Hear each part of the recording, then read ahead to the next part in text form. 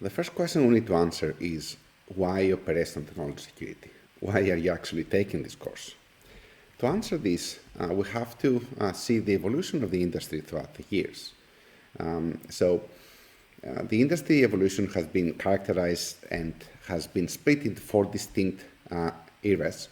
The first one being, it's been called Industry 1.0, and this is the introduction of mechanized processes.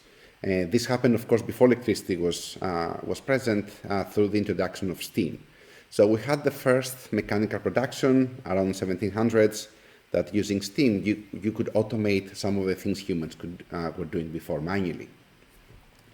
After the introduction of electricity, we have what we call Industry 2.0, and this is the introduction of assembly lines, mass production that again was enabled through the invention and the widespread use of electricity.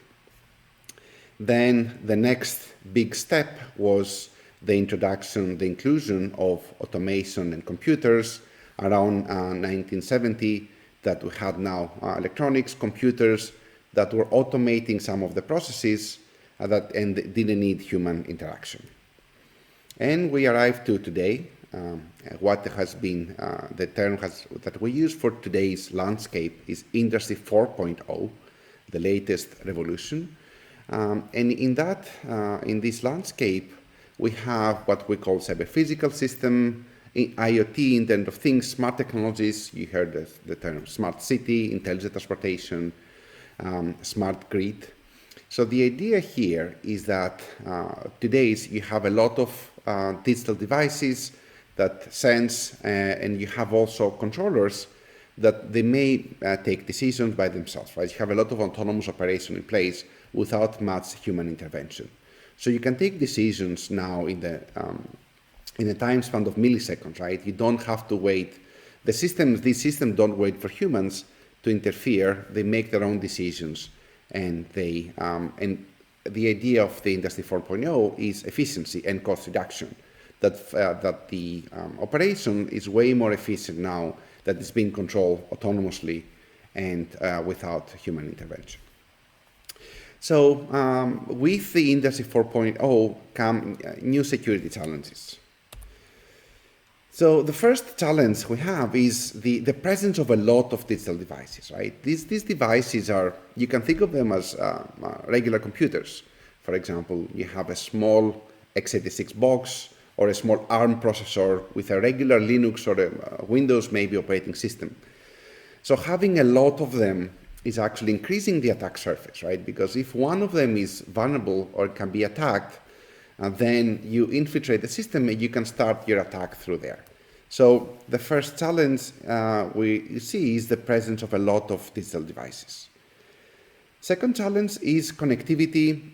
For the systems to connect, to actually operate autonomously, they exchange a lot of data between themselves. A lot of information passing from a controller to a controller, from a system to a system, without, again, humans actually interfering in the process.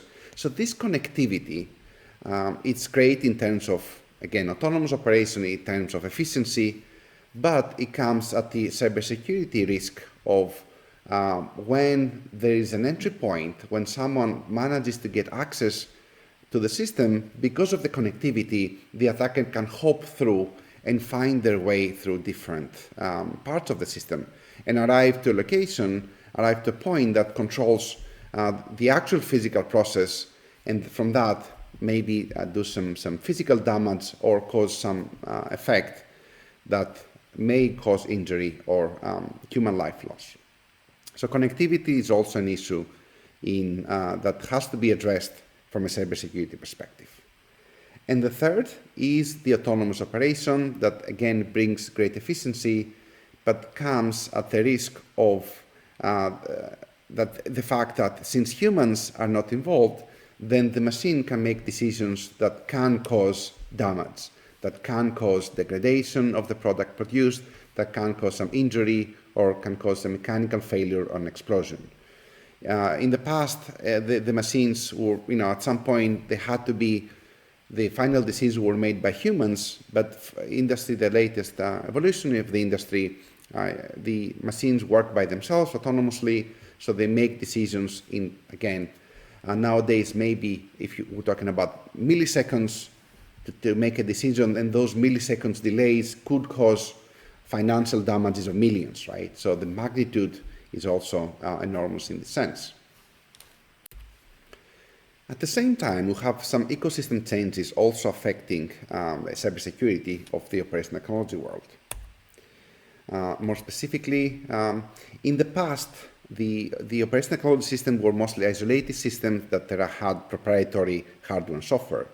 In other words, each vendor would have their own software platform. Sometimes they even had their own operating systems. And in some more extreme cases, they would build their own custom microcontrollers, so they would fully control the stack, right? From the hardware to the software, we would see custom hardware on custom firmware, monolithic firmware, and then custom operating system running custom software. The problem with this is when you want to add capabilities to that, right? Nowadays, we have connectivity, as I said before.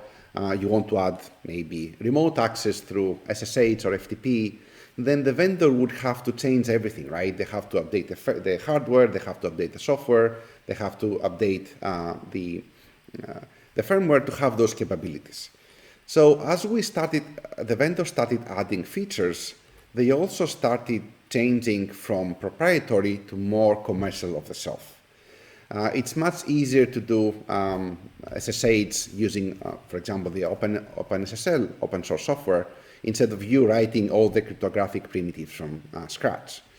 So we've seen a shift from proprietary solutions to more commercial of the shelf. We see Windows machines, we see ARM controllers, ARM microprocessors with Linux, real-time Linux, and those devices now are also supporting the Internet Protocol, so they can be routed using IP. Again, this happened not because they wanted to have cybersecurity threats in mind, but because of efficiency, because of scalability and maintenance, right? Before, vendors had to maintain their own ecosystem. Nowadays, it's much more easy to get the latest ARM processor with the latest Linux version with all the security patches in place and put them in an industrial device. Another major shift is the connectivity, the increased connectivity between the enterprise network and the industrial network. So in the past, the industrial components were in physically secure areas and they were not connected to the enterprise networks. However, this changed in what is being called IT-OT convergence.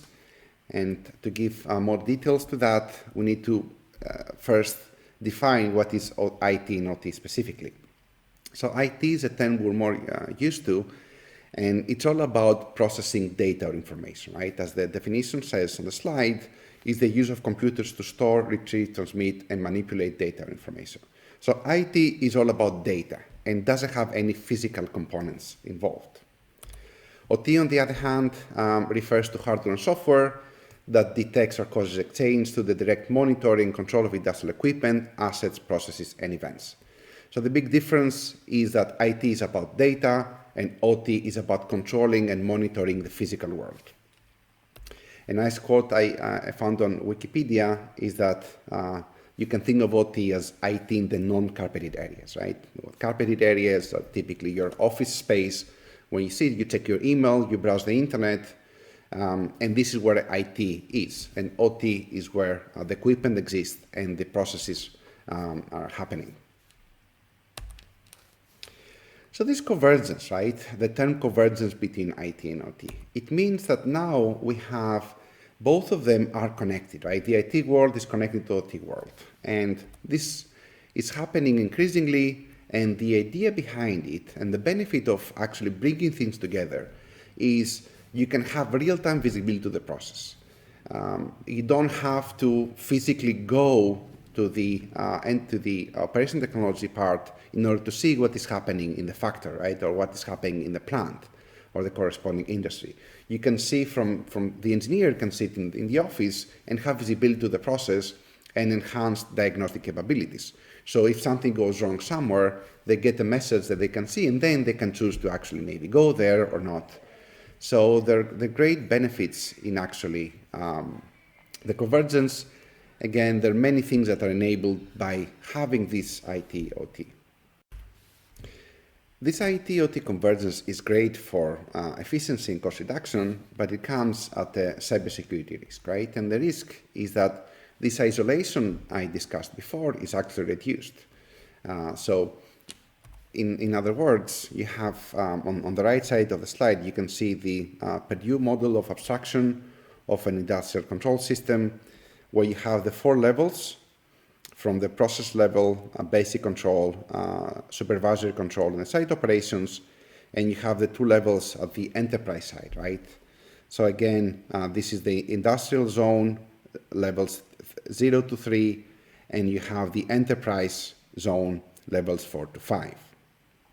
So if you isolate them, right, here the enterprise network, you have your regular email. So if you have malware affecting your enterprise world, someone clicks on an email, and then this email gets you to a site that you download malware, the malware is installed in your computer, and then it starts propagating in the enterprise network. If those two were disconnected, then the malware will never make it to the industrial zone, right? So this physical disconnection enabled that enhanced security control. But when you connect them, for again efficiency reasons and cost reduction reasons, when you connect them, then now there's a path from the enterprise network that connects to the internet to the industrial zone that supposedly is not connected to the internet, but because of this connectivity, you may find the path through. So this IT-OT convergence is introducing connectivity between the enterprise zone and the industrial zone, and this connectivity has to be well understood, and then you have to implement appropriate security controls. All right, so up till now, I've been trying to motivate the need for cybersecurity for operational technology. But the real question is, has it happened? Is it actually a problem? And the answer is yes. We have seen operational technology cyber attacks. You may have seen a few already. For example, 2015, there has been an attack on the Ukrainian power grid, where the attackers managed to turn off electricity in specific regions of the country. What they did is they remember this IT-OT convergence, so the operators, so as not to go to the substations in order to control them, they had remote access to them, so they could see what would happen without physically going there through a VPN connection. But VPN has credentials, and if you steal the credentials of the VPN connection, you can connect to the substation yourself. And this is what happened. So the attackers managed to connect remotely to the substations, and then they caused the cascading effect by turning off electricity in various parts of Ukraine. And this is why this is an OT attack, right? If it was just about stealing information or stealing data, that would be an IT attack, and we would think about IT security controls. But because the attackers actually caused a physical effect by turning off electricity, turning off power, then we classify this as an OT attack, and we have to think about how to protect against OT attacks, OT effects. Ukraine is an example. It happened twice, actually, in 2015, 2016. There has been an attack recently in Saudi Arabia in a petrochemical facility where the attackers managed to stop the plant from actually operating by attacking safety controls of Schneider Electric. There have been allegations of hackers targeting nuclear facilities in the US, as was discussed by the Department of Homeland Security and the FBI. I appeared in an article in the New York Times. In Germany, there has been a report by the German government about explosions that took place in a steel mill, a facility that processes steel, and through the cyberspace, the attackers infiltrated and managed to cause physical, actually massive damage, as reported in the factory. Maybe the most highly publicized case is what is being named Stuxnet. That was the first one that we actually got to know and have a dedicated slide for it. So Stuxnet was malware that became famous because it affected a uranium enrichment facility in Iran. So Stuxnet found, again, it's malware, right? So malware propagates through computers. specifically for Stuxnet, it exploited vulnerabilities, zero-day vulnerabilities in Windows to find its way through and propagate through the enterprise network. So to enter the enterprise network, right, there are many ways. The enterprise network is connected to the internet. You have, maybe you connect, the employees are connecting their own laptops into the system, and the laptops, you connect your USB, and we think that it started with a USB drive connected to one of the enterprise computers. So the USB drive was infected with malware. Once it was connected to the computer, then it started propagating, right? So from computer to the computer, it was using different vulnerabilities to go through. And at some point, it reached the computer that had control. It was connected to an actual controller. So up to here, like up to the pointer, up to the control computer, this is regular malware, right? Regular malware that tries to propagate through networks, through IPs, because this is probably connected with TCP/IP, connected through IPs, and it arrived to another Windows machine. But this Windows machine here is special because it connects to a controller. So in this case, this connected to a specific Siemens PLC, and that PLC was controlling the frequency of the centrifuges that were involved in the process of the uranium enrichment. So in this case, again, Stuxnet up to here was regular malware, but here it became an industrial malware, an OT attack. What Stuxnet did specifically, so this PLC was controlling the frequency, right? And because a centrifuge is spinning at a specific frequency and also has, because it's a physical process, right? It has specific operating requirements. So it can speed from, let's say, a few hertz to a few hundred hertz, right? Or more, kilohertz. So in this case, it has a specific operational limits. So what this malware did, it made the centrifuges spin in a different way, right? So instead of the regular operating frequency, it caused them to spin very fast and very slow. So this alternation between fast and slow caused them to degrade, and they were actually had to be replaced faster than the expected lifespan. And also it would cause effects in the quality of the process, right? What is the product coming out?